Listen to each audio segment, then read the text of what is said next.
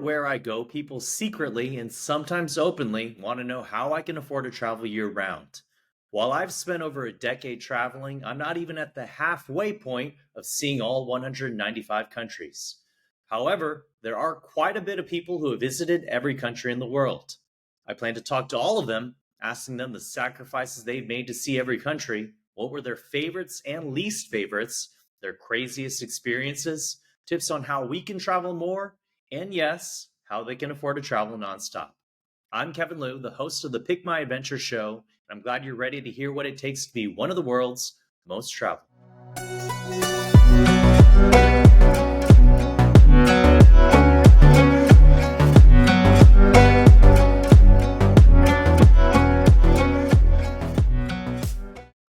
Hey everyone, I want to welcome Stefan Krasowski to the show today. Stefan is the founder of a Facebook group I'm a part of, Every Passport Stamp. He has traveled to every country in the world and he did it all before he turned 40 years old. So, Stefan, thank you for joining us today. And thank you, and excited to be part of this new podcast and adventure you're launching. Yeah, thanks. I've learned so much from your Facebook group, but tell me a little bit about how you made all to see all 193 or 195. I know there's some debate on how many countries are out there in the world, but how did you make this happen, and why did you do this all before the age of 40? There's usually a collecting story or a collecting addiction to everybody who goes about this. They have to complete the set. So when I was a little kid and I'd have a birthday party, my mother would just dread that I would end up receiving a gift for something that I never had, because I would immediately go to the catalog and say, start studying it. Do I want to have them all? And so I grew up, my parents workaholics, not much travel other than visiting family in New York. I grew up in Minneapolis, Minnesota, in the U.S. Studied Chinese in high school, and we had a junior year trip, and that was just so exciting and different and interesting to me. It got me started on travel, and a few years later, I was studying abroad in Hong Kong and got a map of China and started taking overnight trains, overnight buses. I arranged my classes to be Monday to Wednesday and spent the rest of the time going around China, filling in the dots, and finished college, got a job for internships, then jobs, a little more money, started traveling around Asia. Finally, when I was looking at East Timor as the one that I hadn't been to in Asia, I said, I'm on my way. And each step of the way, I thought, oh, I'm not going to go for everything. And then it just kept snowballing and being so much fun and exciting for me to keep doing it. And there's a lot of sacrifices to doing it: relationships, time, cost. I mean, it's a big commitment however you do it. So it's one that a lot of us don't start fully formed in the goal, but along the way it becomes a lifestyle and something that we treasure. So, at what point did you start to be like, you know what, I'm going to go see every single country in the world? And when did you come to that realization that that's something that you wanted to accomplish? Yeah, that was about 5 years after college, and as I said, as I started traveling around Asia, I was like, well, what's this place? And looking at the map, and East Timor is one that has hardly any tourism, but is a fairly recent country as far as UN membership. And when I looked at that and looked at the cost, I was like, if I'm going to go here, I'm going to really go to them all. As at the time, it had very limited access, only flights from Darwin in Australia, Bali in Indonesia. Um, you know, Airlines that don't connect. If you've traveled a lot about Indonesia, you're probably familiar with massive flight delays and changes. So any elaborate trip in Indonesia needs to be incredibly flexible. So once I went on that, I felt like I'm going to start exploring the entire world. So how did you do it as a college student? Because, graduating college for me, I didn't really have much money, right? And you have your college debt, you have a low paying job most of the time. But how did you have the money to fund this 20 years ago? Step by step, and the ambitions in the beginning were very small. And at the time, China was a bit more flexible in some ways about the visa policy, so it wasn't uncommon for a young person to get jobs where they're there on multiple entry business visas rather than the more, at the time, much more onerous employment visas. And companies were in the habit of sponsoring what's called visa runs. And the typical visa run would be to go down to Hong Kong, reset your visa, reset your visit clock. But I negotiated with a company that I got a job. It wasn't a high paid job, but I said for my visa runs, if you're going to do this way, I want to go some other places. So got a flight to Mongolia, got a flight around, started adding different countries, Kazakhstan, and that. So that was one that just being resourceful, making the most out of a situation where I didn't have all that much cash, but it was a win-win for the company and for me to try some new things. Nice. So, in terms of your way of travel, like, are you the type of traveler who spends a couple of days in a new country, or do you spend a few weeks? I know in the Facebook group that there's a lot of discussion on countries not counting if you only spend like a day or so, or a day or two. And what has been your style of travel as you've hit every country in the world?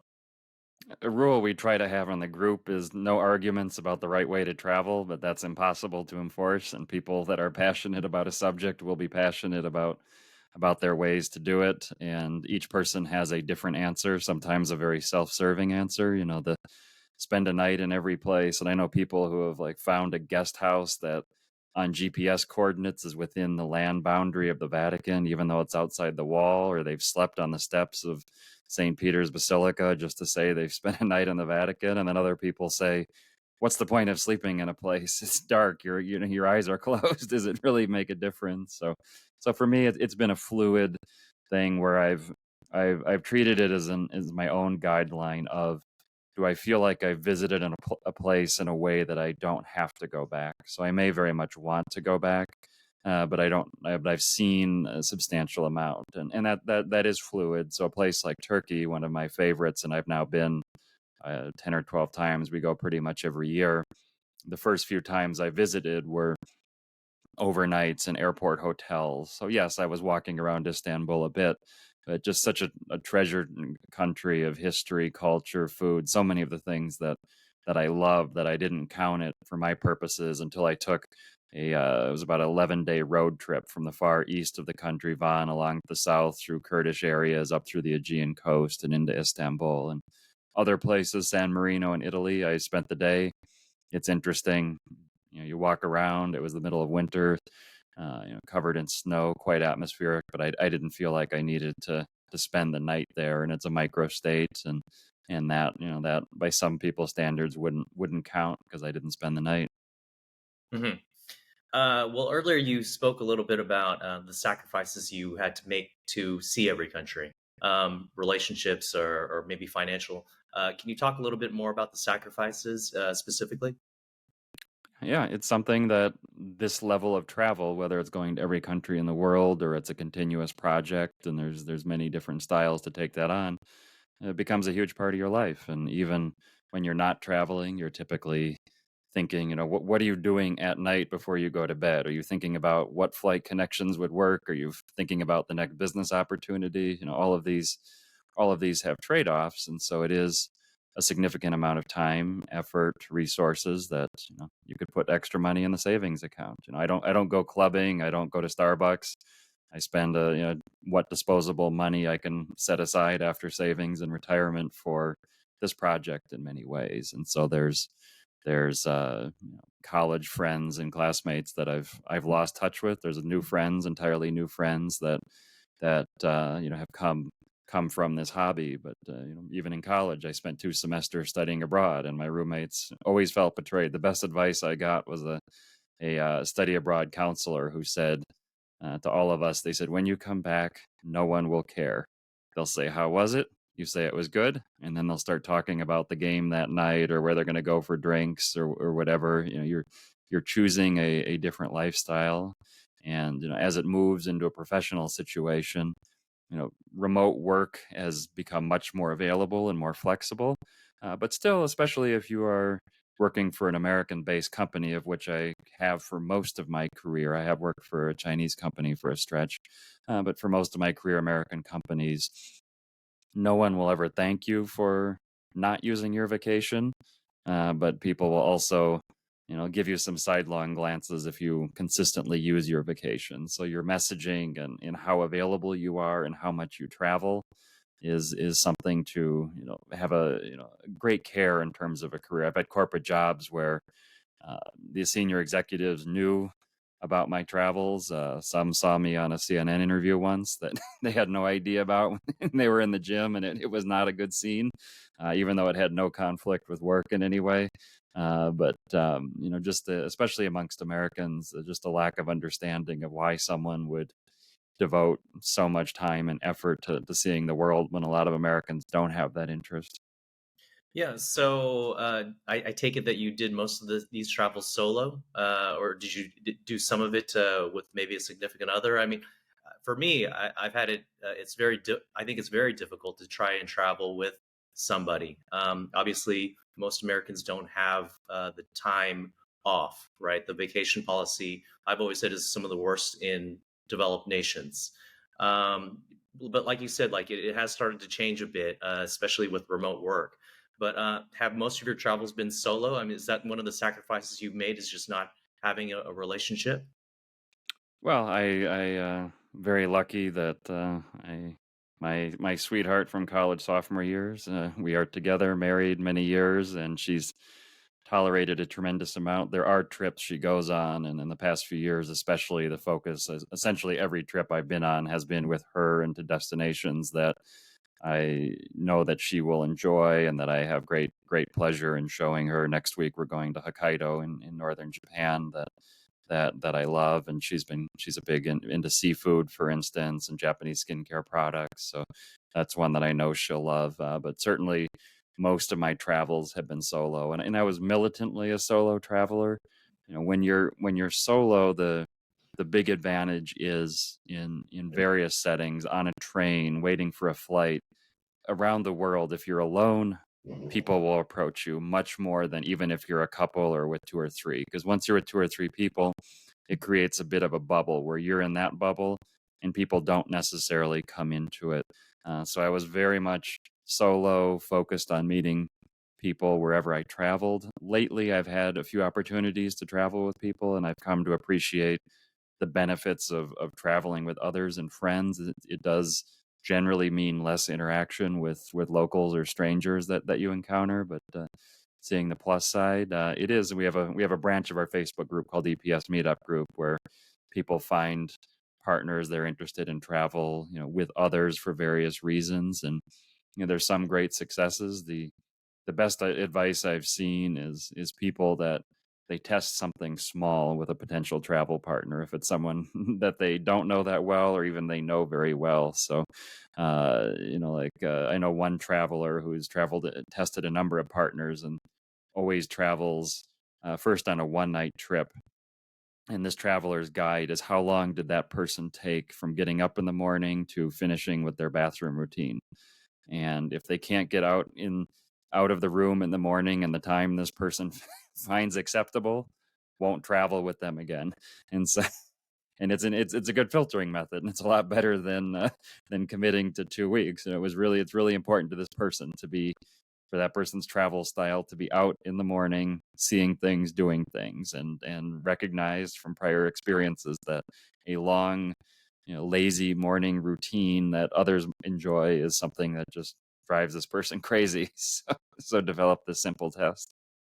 Yeah, no, I always say that if I travel with anybody, I always say you have to be willing to do your own thing. You have to, if you want to go do something, if you want to go see a museum, plan it, go do it. Don't wait on me for everything. Because I've had people I've traveled with who can't do anything unless I'm with them. And I like those times where I can just go down a street and come to a four-way Mhm. stop, and then try to decide which way to turn, or go down some alleyway just to see what's behind the corner. Um, but so you've gone through this journey with a significant other this entire time. Mhm. She has been okay with you going on your trips solo without her?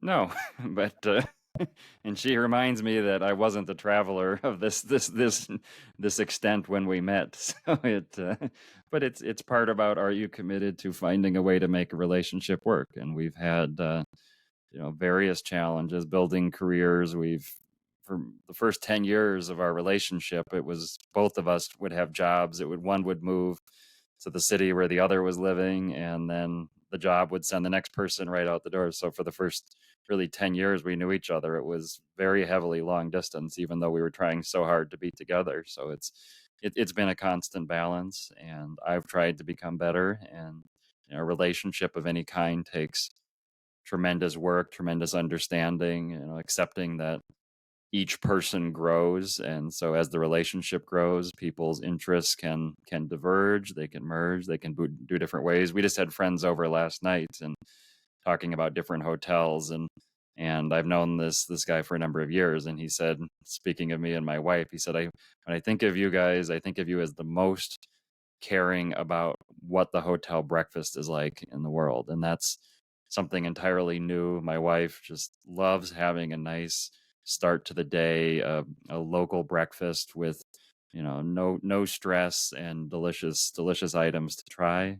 And before we started traveling together, I would often just wake up and be on the move and forget about breakfast, and then be, you know, hungry at lunch because I was so focused on sightseeing. And yet, that's for us, it's become a joy and a wonderful way to spend time together. No, that's you talking about that reminds me so much of my travels because I a lot of times I skip breakfast because I don't want to sit there for an hour or 20 minutes waiting for the food. And then the Mm. hour, I mean, I just want to get going because, things close at 5. And, there's so much you have to like fit in. So I've had many lunches where I'm starving by the time I finally eat. But yeah, I wouldn't trade it because, you got to maximize those daylight hours. What would you say is your style of travel? Are you a guy who hits up the museums? Are you going to the bars? Are you taking in? Are you sitting at a park and just people watching? Like, what would you say is a typical day when you hit a new city, new country? Yeah, in some ways, I've slowed down, and it's more couples travel, but the core travels have been very much seeing a lot, doing a lot of things. You mentioned walking around. I love just walking around cities or destinations for hours and hours and hours, and wherever that takes me. I also like road trips, so a lot of countries I'll rent cars and explore that way. Much more flexible than relying on public transport in a lot of places, and often quite a bit cheaper. I mean, in Europe, renting a car is often almost free other than the gas, but public transport can be quite limiting in some scenarios, although it's wonderful in others. Seeing like the World War I and II battlefields, you really need your own wheels to do that in Europe. And so road trips quite a bit, often very fast travels. I have a blog that's a bit on hiatus called Rapid Travel Chai because it was very much fast travels. I've always been full-time working, so what can I see in a day? What can I see in a weekend? How can I maximize this one day I have? And UNESCO sites, museums, historic sites, and uh, I would typically look, and I know it's going to sound very old fashioned, but I love guidebooks. I love the research and background, and I love the systematic view, especially the older Lonely Planets, as well as the Brat guides that will really go through all the regions of a country, not just select what might be the most popular, and get a sense, to my mind, of what are the very distinct things about this country or destination. And it may not be my natural first interest, but if that's something that is distinct to that place, uh, you know, beaches are in so many places, and a lot of them are replaceable or interchangeable, and but there's some that are just the ultimate beach destinations. Fernando de Noronha in Brazil, the Seychelles. So I'm going to go spend a lot of time seeing beaches, whereas in other places, a beach vacation is might be the last thing I think of. So I really try, if it's dance, if it's different things, again, may not be my first interest, but really try to experience something that makes that place distinct. Hmm. One thing that I do, I don't know if you've ever tried this before, but a lot of times I don't read anything about the destination I'm going to because I don't want to have any kind of preconceived notions Mm, about a landmark or a historical site. Because a lot of the blogs or the guidebooks, they almost tell you how you should feel, like with mm, wording that they use. So I will go and just kind of have like a clean slate, knowing that this is an important destination or a landmark that I'm going to. And then as I'm taking it all in, I won't read about it until afterwards. Um, but there's pros and cons with doing it that way. In some ways, it's so refreshing because I'm just seeing it without any kind of preconceived notions. But sometimes I do, after I read about it, I realize that I missed something that I should have looked at. But I don't know if you've ever tried doing travel that way at all. I love that approach and idea, and I'm a hyper planner, so to an element, I haven't met that, but there, as I think about it, yeah, if I know I'm visiting a specific site, I typically don't read about it. So there's an element of that where I do want to experience it and see it. I don't do any travel planning on TikTok, Instagram, any of that. So I typically haven't seen pictures of a place. And so the first images I'll see are what I see with my eyes, and not holding up a phone or a selfie stick when I do so. So, Sure. maybe that's a bit piece of it. I feel like if I was doing trip planning on a visual medium, then I'd have such a filtered and framed perspective right away that at least that element I don't typically have. Yeah. So, getting back to the way your style of travel, do you stay in hostels, couch surfing, hotels, Airbnbs? Are you staying? Are you eating Michelin star restaurants, street food? What would you say is your mode of travel? If it's solo, it's typically budget and not necessarily hostels. I do, as I need to be able to work, and I like a bit of privacy and relative comfort. I'll stay at a hostel if it has private rooms available or simple guest houses. For years, a lot of countries I've used Booking.com, the kind of places that are family run. They're a little more expensive than the typical hostel, but they treat you a bit like their niece or nephew that didn't learn the language and grew up in another country, but they're home visiting, and so the old grandpa and grandma that run the place. I enjoy a lot of those as accommodations, and then separately, I'm very much into frequent flyer programs. So if it's a family or couples trip, then it's the big points hotels, the chains, totally different, and the kind of benefits that comes with that. And so I have these two very different styles depending on the trips I'm taking. Okay, well, let's get into Mm, this question that we all get all the time mm, about how we can afford these travels, or even just travel hacks with credit mhm, card points. I was reading that you've funded most of your trips via mhm, credit card points. mhm. Yeah, Can you very tell much. me what's something that someone should know if they are not a part of this system, this game? Uh, First, it helps to be based in the U.S. and Canada is a pretty good market. Much of Europe and UK is tougher. Uh, Australia is quite limited, but has its opportunities. But the opportunities are out there to participate in programs like the U.S. programs, if you want to learn and put the work in. And where many of the programs have focused their marketing efforts, whether they're airlines, hotels, credit card points, is like so much of online we see about simple, simple, simple. And I think the youngest travelers are used to apps with one or two buttons, do this. And a lot of that pushes you towards earning and using points in a way that redeems them for a gift card or a penny a point on an air ticket or 1.5 cents per point on an air ticket. And that can be very useful and very simple. You just push some buttons. But the kind of travels we're talking about, traveling around the Pacific Islands, traveling around West and Central Africa, those cash tickets on even very short basic flights can be incredibly expensive. And so to start learning about the frequent flyer programs, you want to learn how to use their miles and start to learn about their partners. So most of the airlines that have frequent flyer programs in the world have some kind of partners. There's major alliances that you may have heard of, like Star Alliance, One World, SkyTeam. There's independent airlines that have partnerships. And so some of these can have tremendous value, but it's a real mental learning process and a bit of a hurdle for people to understand.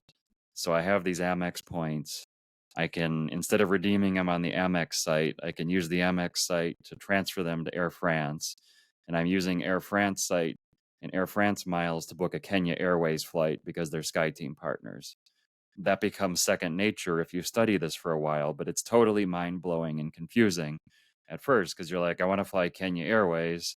I should have Kenya Airways miles, but no US credit card transfers to them. So then that's why I mentioned Air France, they're a partner. And so each of these has gotten in many ways more complicated. The more the programs try to simplify what are so-called dynamic programs instead of the traditional award charts where you knew in the US, say a domestic one way was 12,500 miles in economy. Now there's all these different catches, all these different things. But if you have this interest, don't be discouraged, start to learn. I wouldn't recommend Delta and United's programs right now, but I got to essentially every country in the world learning those two programs really well.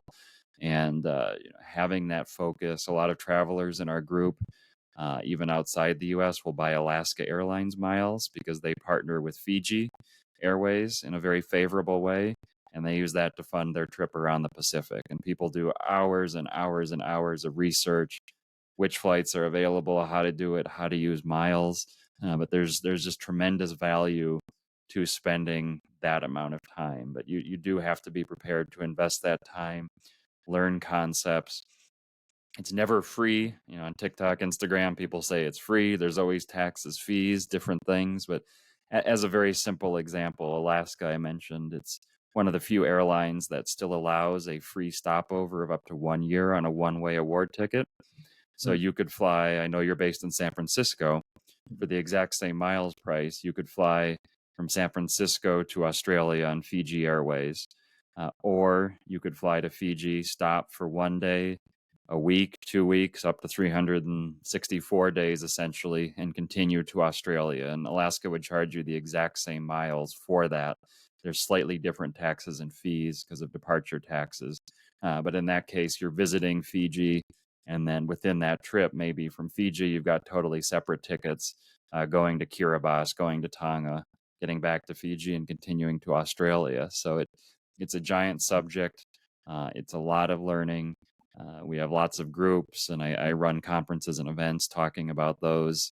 It is a big project, but it can be incredibly rewarding and can be an incredible lifestyle thing as you learn how to do that. And you might even have points sitting around. You might have a job with a corporate card that has Amex points. You might have been putting all your spend on a Chase Sapphire Reserve and earning Ultimate Rewards points and not even realizing you have these tremendous opportunities because none of these companies go out of their way to help you to do anything other than redeem them for the lowest value redemptions.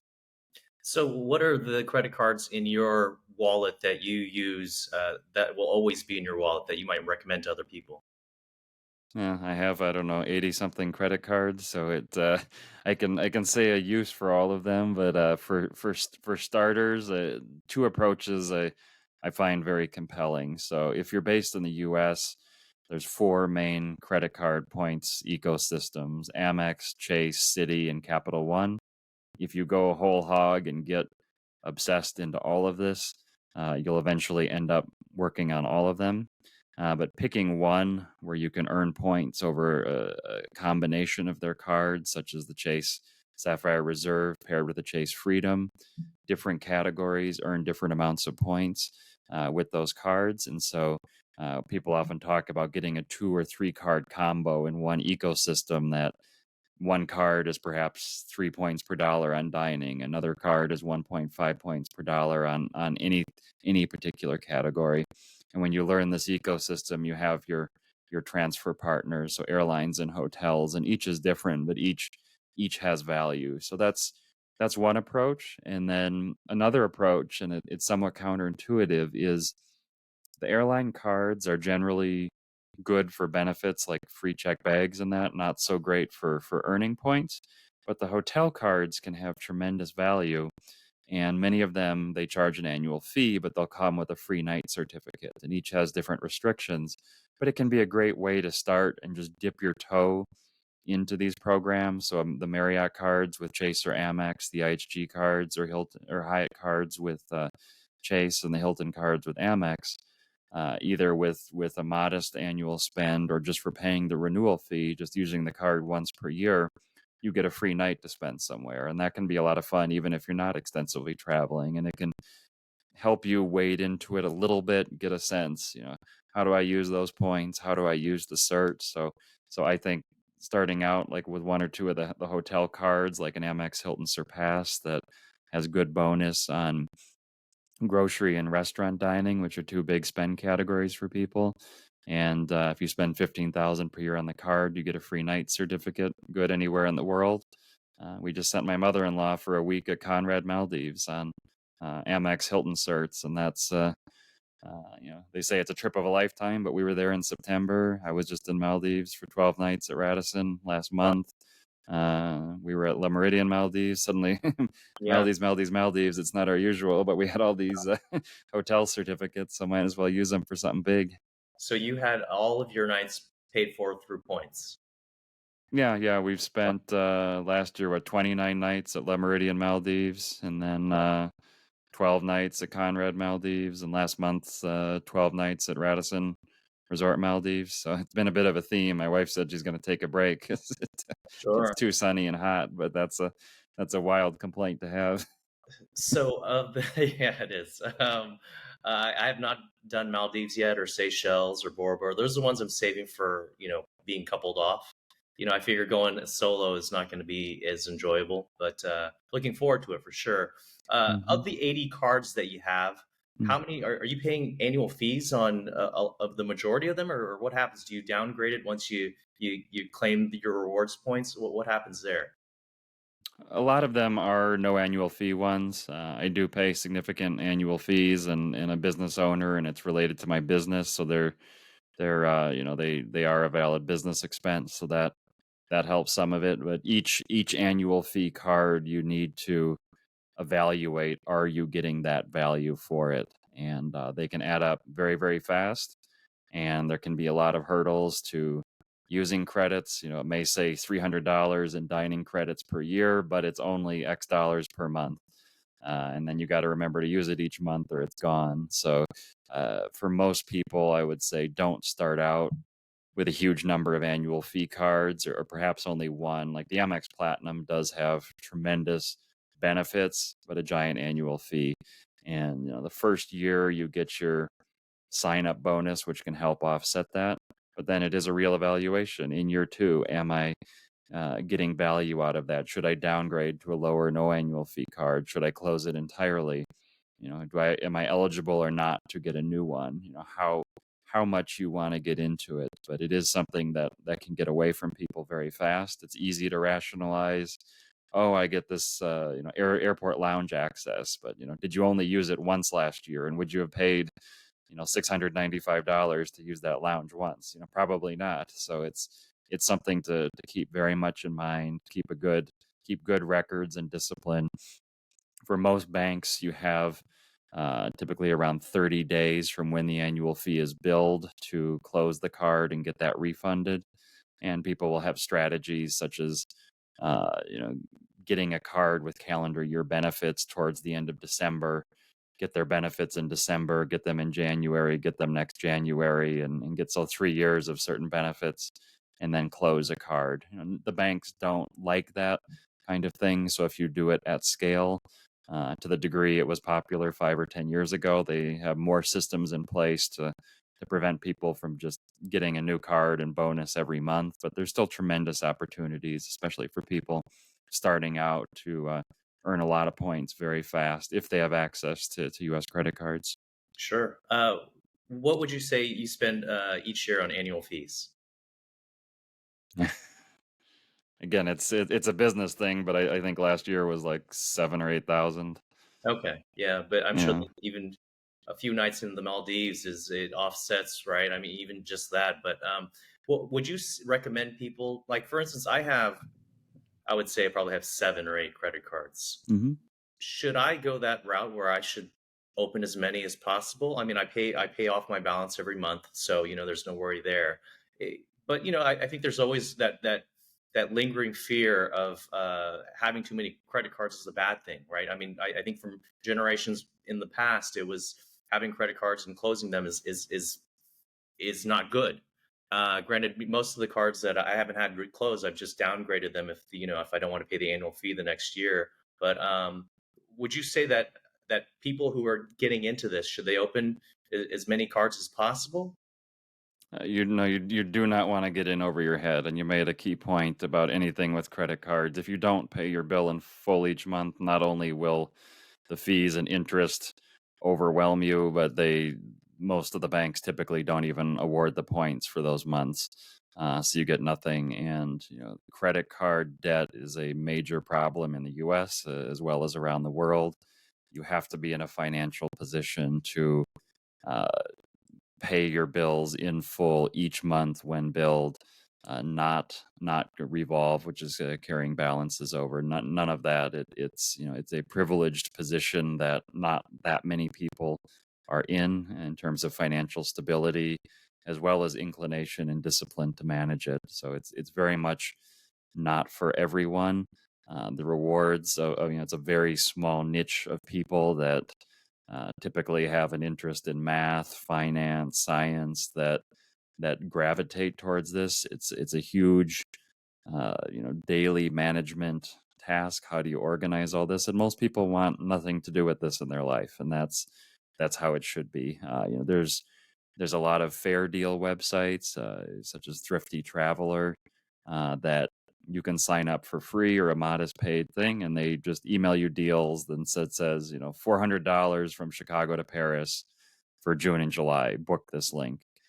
That's a perfectly valid, wonderful way to travel, and you just need to look at it at, say, an email and um, you know click and book. And so if you're going to get into the frequent flyer programs and points, it really needs to be something that you're interested in spending that amount of time. You have a very specific interest, such as you're determined to take every trip in business class or first class, or in my case, you're getting to destinations where economy tickets are prohibitive.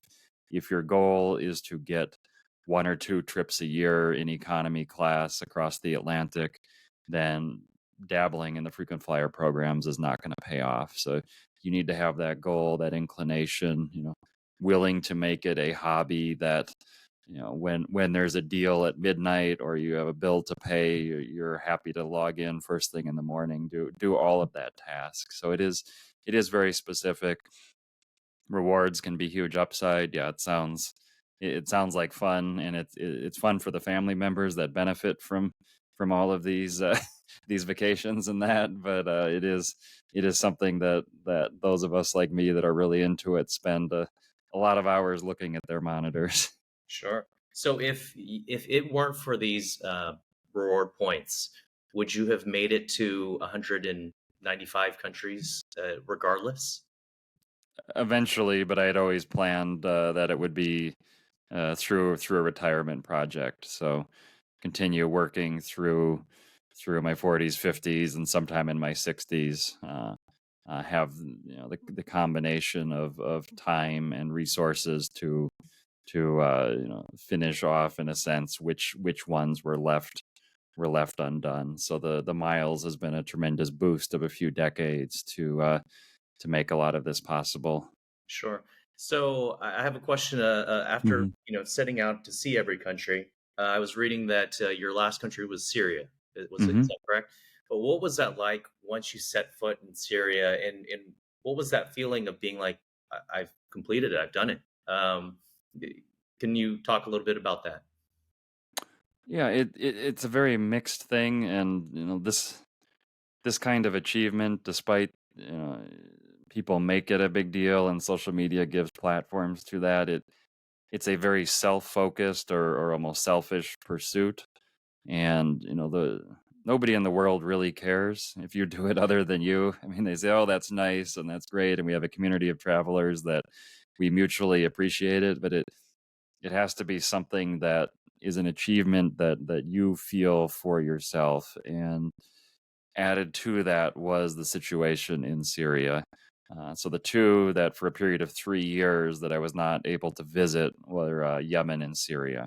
In 2019, the situation, I was able to visit both, and I kept in touch over those intervening years of talking to fixers, which is a term for people that typically work with journalists, aid workers, scholars to get into places that have some complications. And they would be kind of flip about things. They'd say, "Well, I've got 4 options to Syria, and they're all one way," and but we don't have any round trip for you. So I waited, and I could not be upset because the reason I couldn't go to those places was because of the tragedies happening in both of them.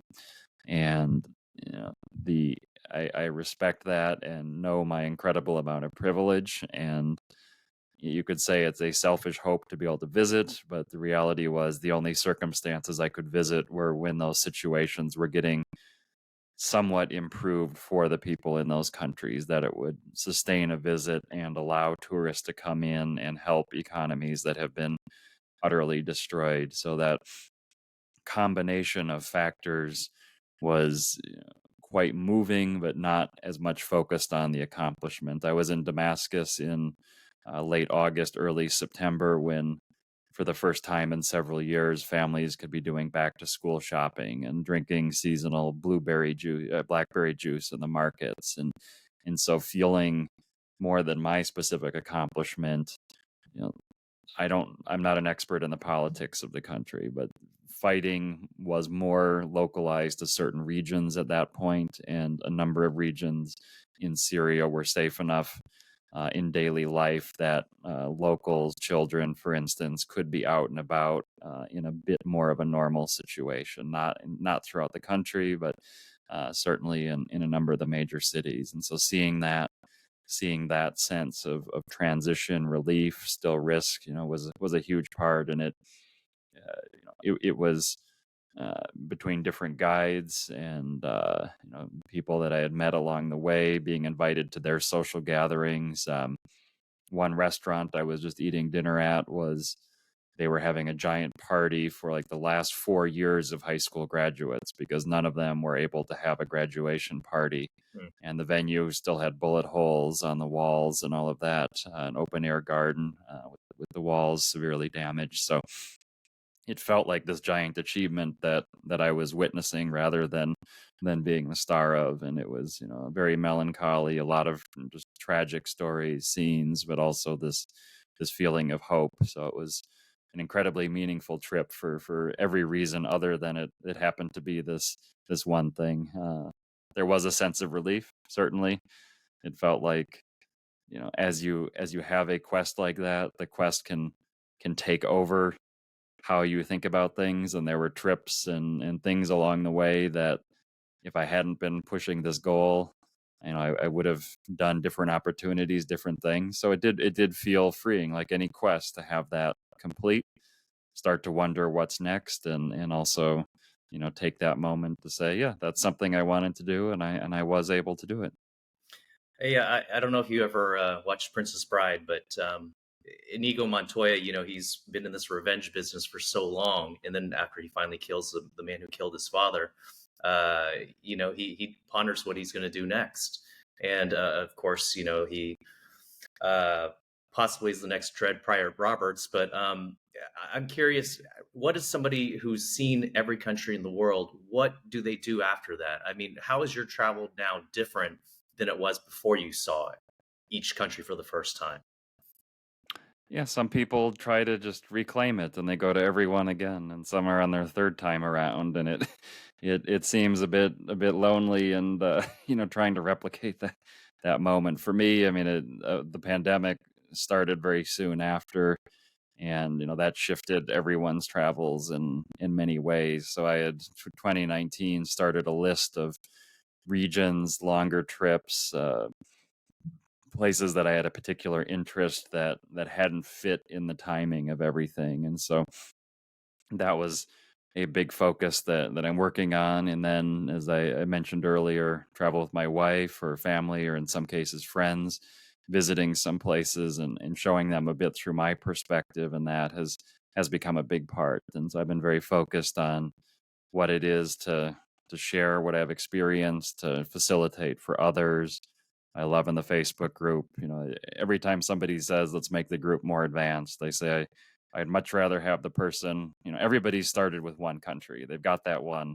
So the person who is working on number two and is excited and interested in a way to facilitate that. A couple months ago, we had one person in online groups, often called a lurker, that people are active reading, but they're not sure about posting. And then out of the blue, this guy posts an Egyptian and got his I'm sorry, Iraq from Iraq, and got his first visa, his first country to go visit Egypt, and was just over thrilled with excitement and sharing what he learned and how he got the visa. And a lot of what we talk about is people that have passport restrictions, more challenging countries that have a lot more hurdles. So you're traveling on an Indian passport, or you're traveling on an Afghanistan passport. All of these things can add tremendous amounts of difficulty. So seeing that and being part of facilitating what people are able to do that's new, different, exciting. I'm amazed every day when I hear about these stories. And on just purely personal travels, yeah, lots of Mhm. longer stays. Last year and the year before, we started spending chunks of time in Singapore because that was one that had opened a little bit earlier in Asia, and a place because of my quest I hadn't visited for 15 years before that. And now, in the past year and a half or so, we spent about 2 months there, and it's a booming place. There's so much economic interest and opportunity, wonderful events to drop in and meet people. It's not the traditional expat place in the sense of costs are very high, and work permit restrictions because of the limited size. It's not quite like my early expat days after college when people would pop in throughout markets around Asia, but really exciting and interesting to learn places a bit more in depth, whereas in the past was visiting places much more quickly. Well, that leads me into a Mhm. question I'm sure you get a lot, which is what have been your favorite countries in the world? Yeah, as long as I don't have to answer the reverse, because I've learned never to answer the least favorite, because somebody's always from there, and every country has a defender, and a lot's based on what your experience at the moment. But I mentioned I studied Chinese in high school and lived there, and any place where you can learn a language. The apps are wonderful. There's so many ways now to communicate, but if you can learn a language and have that validation of speaking with people in their language and growing with it's so much more enriching. And as well, many of my earliest international travel memories are around China, visiting every province, so that as challenging as it is for many travelers, including myself, including Chinese, it's still by far the favorite for that ability. And then some of the others, I've coming from a very big country, the U.S., living for a chunk of my life, and yeah, giant country as well, China. Some very small places. I've been fascinated by the communities, places like the Faroe Islands, just gorgeous scenery and very small communities. And then some others that pop to mind. Sri Lanka is one that I love. It's so many highlights, elements that like some of the attractions of India, except it's a 1 hour drive instead of a 9 hour drive in many ways. Tunisia is one of my great favorites. Big Star Wars fan. You mentioned Princess Bride. I'm the right generation for all of that. So driving around the deserts in Tunisia and seeing the New Hope sites, just sitting out in the desert decaying, are incredible. The ancient Roman sites, very much interested in ancient history sites. So throughout North Africa, I've just loved it. And there's so many wonderful places. Seeing the mountain gorillas, if you can ever see those. I mean, wildlife encounters are spectacular. It's a big wonderful world, and so much out there to see and learn and enjoy. Okay, so while you won't talk about your least favorite countries, what about Mm. like some harrowing situations you've been in? What have been some of the more specific, difficult situations you've been placed in while traveling? For the most part, so I've got when I do lectures and talks about people concerned about travel, one is they talk about the language. You can always overcome the language barriers, but I have a rule called 3 Ds: don't be drunk, drugged, or debauched. And you mentioned, do I go out to nightclubs and that? Especially, it's not my nature anyway, but especially not alone or in a country where I don't know. Is it 911? Is it 119? Is it the legal system? All of that. Not a partier, and so for the most part, I've been able to avoid a lot of the situations that could be quite harmful. I've been mugged once in Cameroon, but it was a kid so small that I was able to grab him and realized I was twice his size, and immediately one of the elders intervened and gave me back. I was so stupid. I had my phone out where I shouldn't, and Mhm. grabbed it. So I've had things like that. There's places where people have a lot of guns, including the U.S., that it gets very nerve wracking to be around guns, where people are very drunk. Abkhazia, I was there. It's a semi.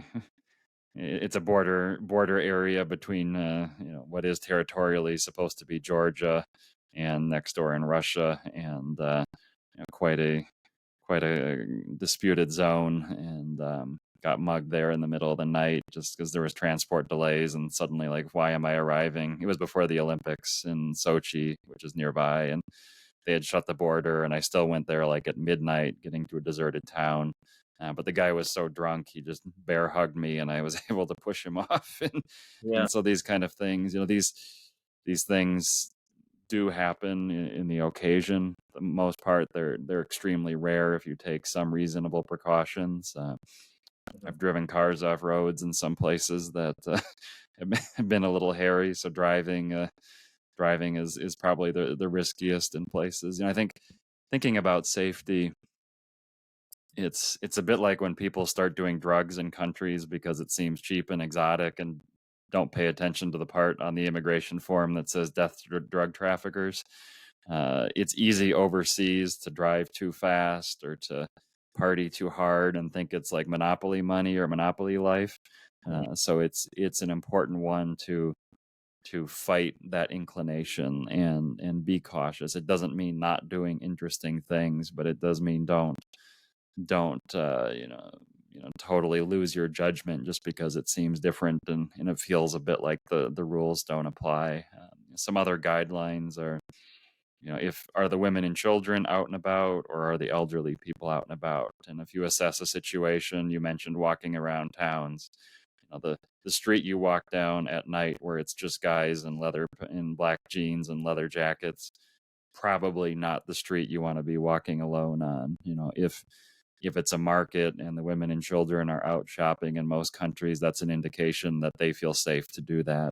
So Mhm. having that awareness of a situation, and in the end, I've trusted so many people in so many ways over the years, and the cases where people do something bad are actually incredibly small. Many taxis or cars I've chartered just by flagging somebody down.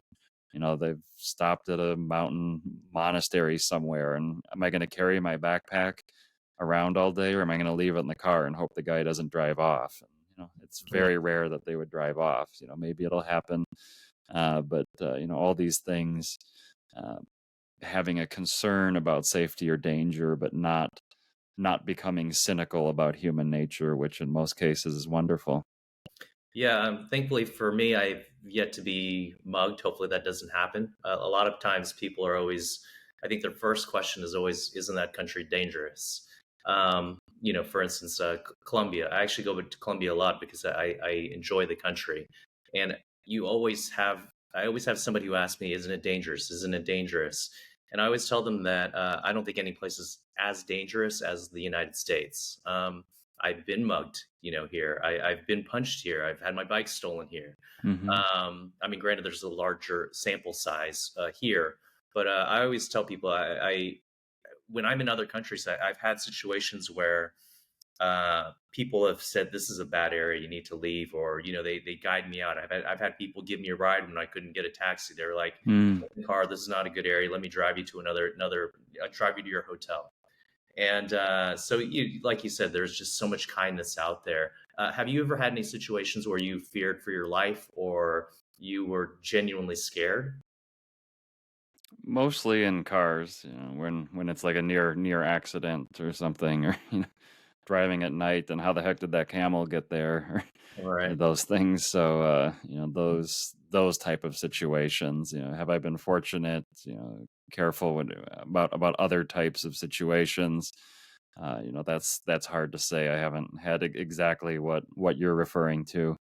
But those do happen, and there are terrible things that happen in the world. Your perspective is a great one, and I would add, never ask somebody who emigrated from a country, is their country safe?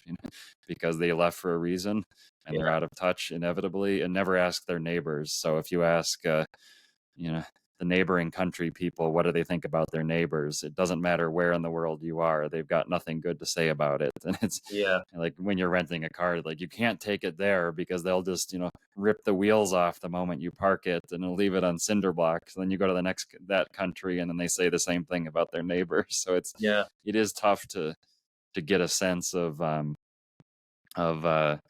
local information in advance. You can I actually heard a good tip recently of changing your Google location to be that country for searches, and then look at the news, because then you'll get an actual, not what the world is saying about that place, but you'll get their local publications and get a sense of what the environment is like. And nothing beats getting into the country, and is it traveling with companions, is it meeting locals, taking those precautions, and learning how you assess a situation, and how you can take care of your safety. Absolutely, it's a key learning process for travelers.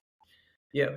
Being a former journalist, one thing I also tell people when they ask me about the dangers of other countries, I say that the U.S. is 330 million people. If there's going to be any news from another country, it's always going to be something that has to do with a bombing or a shooting, or it has to be Hmm. very destructive to even make Hmm. it onto our news because we have so much stuff going on here. So I tell people, so take that with a grain of salt, because if people just looked at the U.S. news, they would think that there's a shooting in around every neighborhood, which there are a lot of shootings, but it's Hmm. if they only looked at it, or if they only looked at the murders in Chicago, right? I mean, there's two, I think, a couple every day. They would think maybe I should never visit Chicago because of all the murders that are going on there. But what I found is that a lot of the crime happens in specific regions Hmm. that you just avoid. And I mean, one thing I read about today was, Title 42 about to end. And, the rush of immigrants, coming to the border with Mexico and the US. And they painted the picture of this Honduran immigrant about how there's so much crime there. And there's so much gang warfare that he had to leave his country. And I actually thought it was a little bit of irresponsible journalism, because it's just painting the picture of this one person who's coming here. And you mentioned this earlier. Don't ever ask somebody about how safe their country is if they immigrated here. And because when I was in Honduras, and you've been there as well, I Hmm. didn't find myself in danger. I thought it was great. I walked around town. I walked around. I think it was La Ceiba, and then also the capital as well. But it's it's all very relative. Um, I'm thinking of a public bus ride I had in Honduras where a bunch of farmers get on with these giant machetes. And it's like, oh, for a moment, I'm like, those are some pretty big knives. But they yeah. were just taking it one stop down the road to the next field and smiled and waved to everybody. But yeah, you get this impression. And if, it's not to minimize the real tragedies for people that they've experienced and caused them to move or to potentially leave their country, but that doesn't mean every situation is that. And travelers throughout the world in many culture, I'd say essentially every culture except maybe the most urbanized or US to a degree, have a tremendous appreciation of guests and visitors. And as much as people may not like their country or their politics, everybody wants to be able to love their country.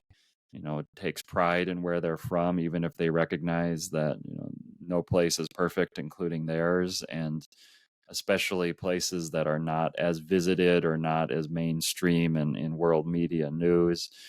People are generally so inclined to go out of their way to be helpful, to be welcoming to foreigners.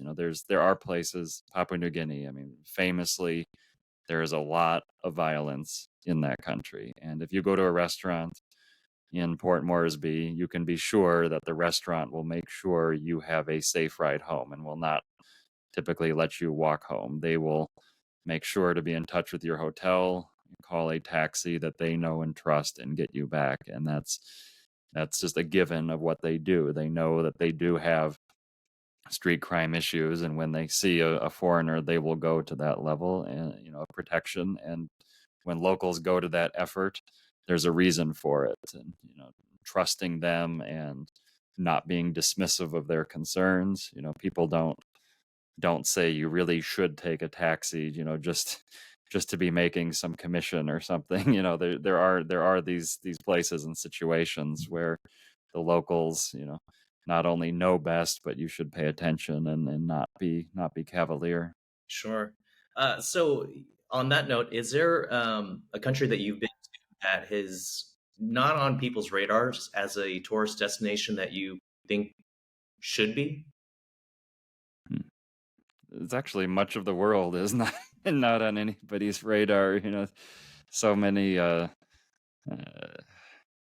I don't know if they're my favorite go-to destinations, but to give people a sense of, if you start looking at how unusual from perhaps expectations the world can be, the first three countries I went to in South America, I did not hear a word of Spanish. So, you're probably familiar. What countries would, and not Portuguese either. Which countries would those be? Guyana, French Guyana, and Suriname. Yeah, and I mean, truly, growing up, I would look at the maps, but I would never pay that much attention. And they just happened to be the ones where the flights worked, and I started visiting. And they're not mainstream. They're not cheap to visit, and they're not necessarily overflowing with traditional tourist sites. But just think about that, the first three countries, and I didn't hear Spanish or English the whole time. And Yeah. so that, looking around the world and seeing, there's so much that's quirky and individual. I think for Americans too, Europeans know a lot about their islands in the Atlantic and the Mediterranean up north, but Americans know much less so. I mentioned the Faroes. I mean, Madeira is another. It's a wonderful encapsulation of so much of Portugal and this beautiful Atlantic island. And so, the Åland archipelago between Sweden and Finland, just every little tiny island has like one fisherman's hut, and you can take these cruises through it. They have their own parliament. These fascinating, quirky places around the world. So get out a map. Pull up some of the lists, like the Traveler Century Club list, and look at a place, and does it pop out as something that's particularly interesting, or like just how does this place exist in the world? And yet it's everyday life for the people there. So go check it out. Okay, so final question. I know you're Hmm. based in Seattle now. Hmm. Is there some place that you'd like to retire to um, in the future? And why Seattle right now? We were living in New York. My wife studied there and worked there, and my father's from New York originally, so I had quite a bit of experience there. But as a Midwest boy, I never wanted to. The part of New York I loved was all of the international airlines and JFK Terminal 4.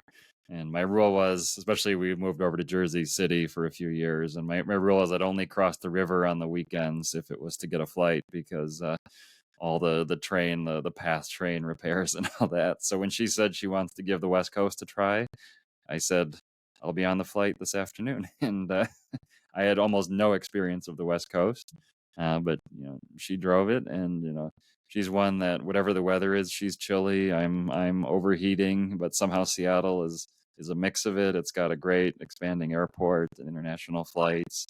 It's 2 hour 15-minute door to door to some of our favorite restaurants in Vancouver. So it's got wonderful economic opportunities. It's a real joy, and of the people in the U.S. who move specifically to states with no income tax, which doesn't always seem worth the move.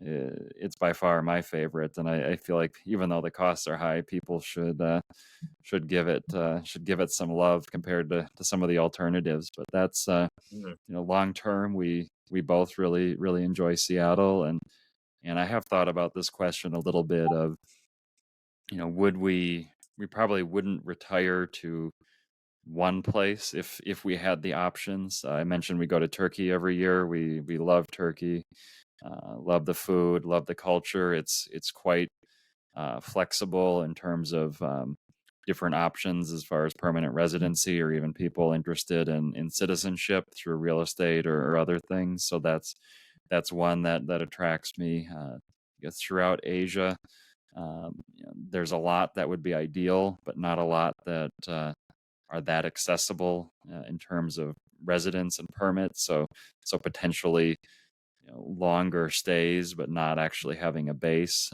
in China, in Japan, in South Korea, in Singapore. These that Asia will always be a part of our life.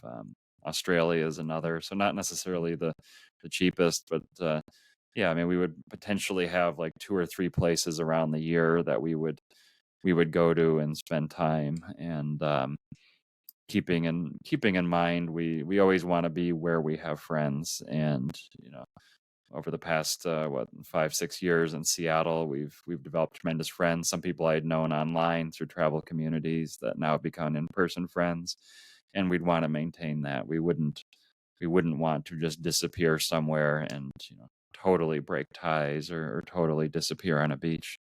Yeah. And actually, the other way I've answered it at times is it would be incredibly expensive, but there's got to be some apartment on the top of Tokyo Station that I could live in. And there's like within the station, without even crossing the street, you've probably got like 2,000 of the world's best restaurants that you can eat without even setting foot outside, and it's always bustling, always busy. The places where it seems like senior citizens are the happiest and healthiest and active are places like Japan, like Hong Kong. Hong Kong, the cha chanting, Yeah. the cafes, they have the old timer sets like mid morning and mid afternoon when the business and the employee type rush is not done, and there are all these groups of old timers, and they're always talking and always chatting and always engaged and have their racing papers and their snack sets. So anywhere where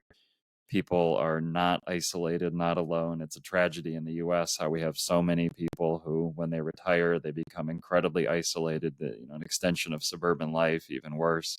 So it would definitely be urban, and some of these places like I mentioned, Turkey, Seattle. We always want to be in a city, always want to be around people interacting. That's good. Yeah. I mentioned to you in a previous discussion that I just came back from Japan a couple of months ago, and going to Kyoto and Osaka and some of these in Kobe and different regions outside of Tokyo. It's just such an adventure every day, just going out for food. And Mm. just even waiting in a small line outside of a shop and just enjoying the culinary experience in Japan is amazing. So I definitely agree with you on that possibility of a retirement place. So I want to thank you once again, Stefan, for joining. We can find your Facebook group, Every Passport Stamp. Anywhere else that we can find you online? Yeah, my various social media handles and blog Rapid Travel Chai. So RAPID Travel CHAI. And I've been on a bit of a hiatus, but getting back to some of those and getting re-engaged with the group, more events and get-togethers and meetups coming, and want to do a lot more of encouraging. I mean, you're close to your 100th country. We've got people who are working on 10, as I said, working on 2, and very much excited to follow what you're doing and how you get the word out, as well as so much of the community. It's there's a lot of people like yourself, like so many travelers in our group that have incredible information that even if somebody is not specifically trying to go to every country, there is these people with the expertise and the travel that you're interested in, and looking forward a lot more of what you're going to do of connecting and inspiring people.